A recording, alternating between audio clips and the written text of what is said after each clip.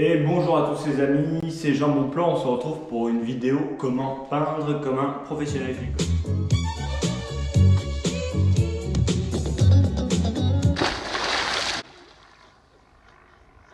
C'est en Australie que j'ai appris à peindre. J'ai fait 3 mois de peinture là-bas. J'ai appris des techniques qui font gagner beaucoup de temps. Donc c'est ce que je vais essayer de vous apprendre aujourd'hui. Donc première chose à faire, ça va être le ponçage bien préparé.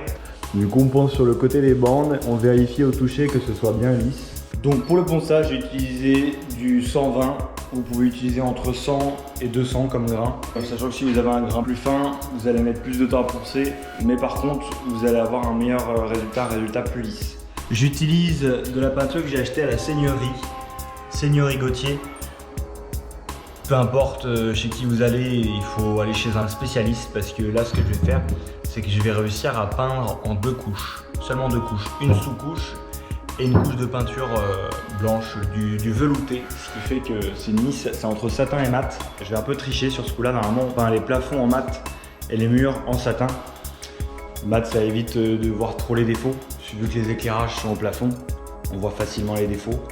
Moi je peins tout en velours, en ayant fait un beau ponçage avant, ça devrait rendre pas mal. Ce qu'ils mettent beaucoup là-dedans, quand je fais l'angle, j'ai pas besoin de mettre de scotch sur le plafond. Je peins des 2 côtés, donc je gagne un temps extraordinaire. Voilà. Pour le pinceau, moi j'utilise ça, c'est un pinceau extérieur, donc là il est emballé. Voilà, j'emballe mes pinceaux dès que je pars. Comme ça, ça permet qu'il reste plein de peinture, j'ai pas besoin de les nettoyer. On le ferme bien. Et là, on a un pinceau qui se garde. On mélange bien la peinture à chaque fois avant de se servir.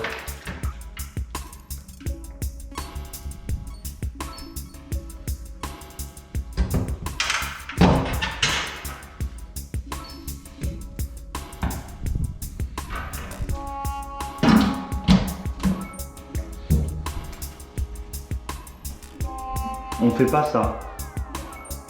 Il y en a plein qui font ça, qui essuient. Non, on fait pas ça. On trempe et on vient taper des 2 côtés. Vous voyez, il n'y a pas de peinture qui tombe. On trempe, on tape. Et j'ai démonté toutes les charnières des portes. Tac. Comme ça, je peux peindre beaucoup plus rapidement.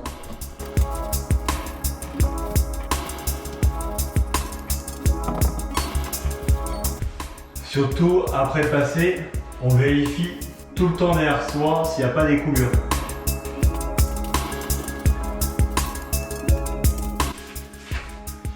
Et pour rien oublier, on fait tout le tour dans le même sens. On ne va pas d'un endroit à un autre. Que ce soit pour le rouleau ou pour le pinceau, on fait le tour de la pièce. Ici, j'ai oublié de protéger. Donc du coup, j'ai mon éponge avec moi. Toujours avoir une éponge avec un peu d'eau. Et là, on va pouvoir venir essuyer les traces qu'il y a en trop. On n'oublie pas de peindre même les endroits qu'on voit pas.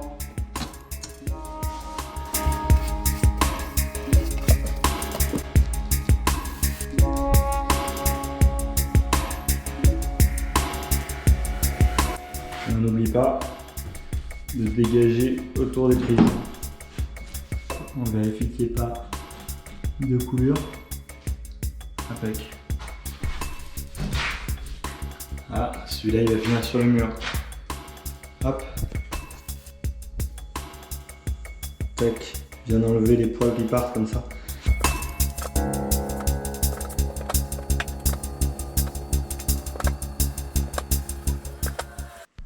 Alors les amis, nous allons attaquer l'étape du rouleau, ma spécialité. Comme vous pouvez le voir, je prends des très gros bacs, comme ça je peux mettre beaucoup de peinture, je suis pas obligé de le recharger tout le temps.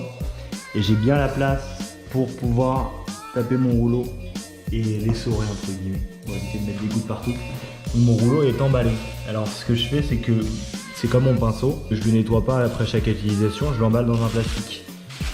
Hop, et là il est nickel, je peux le réutiliser directement.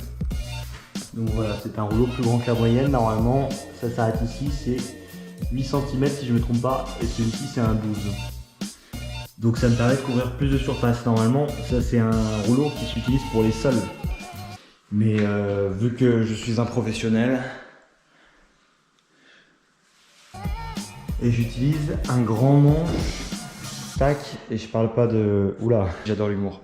Je vais vous montrer la technique que j'utilise pour ne pas faire de traces et avoir un beau résultat.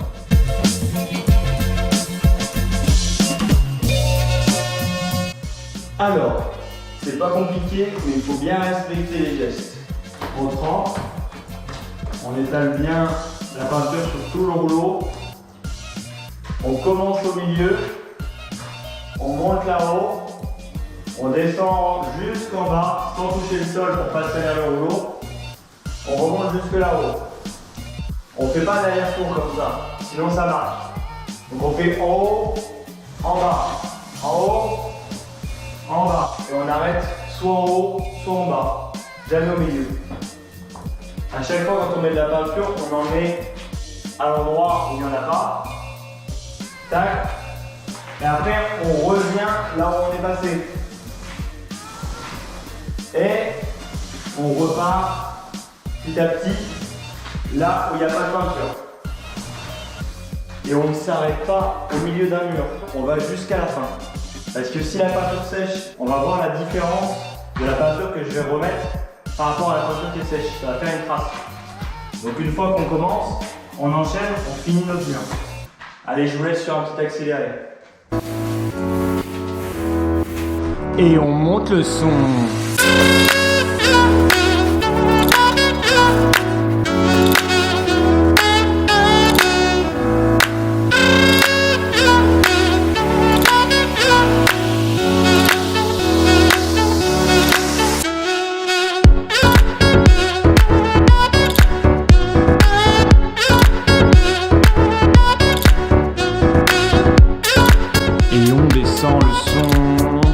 Et on garde l'œil attentif parce que si on voit des cacas, hop,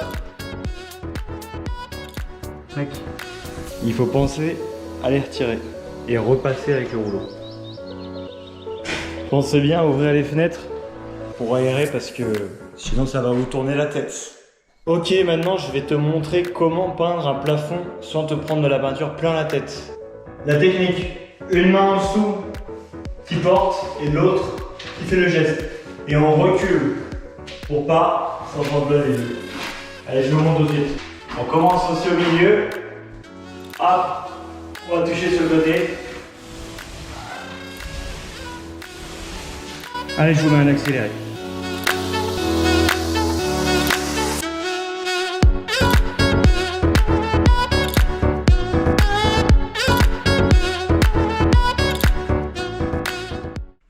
Bon les amis, j'ai fini un étage de plus. Je vous ai épargné les détails parce que ça vous apprend pas grand chose. Vu que je vous ai tout montré là-haut. Mais là j'ai une étape importante à vous montrer.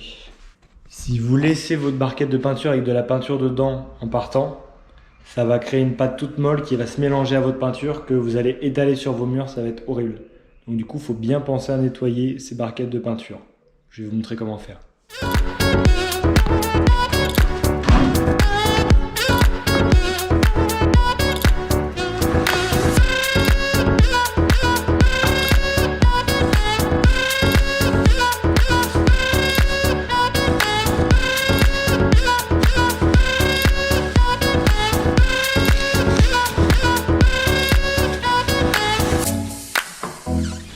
Là, il n'y a pas d'air entre le plastique et la peinture, donc le pinceau ne va pas sécher.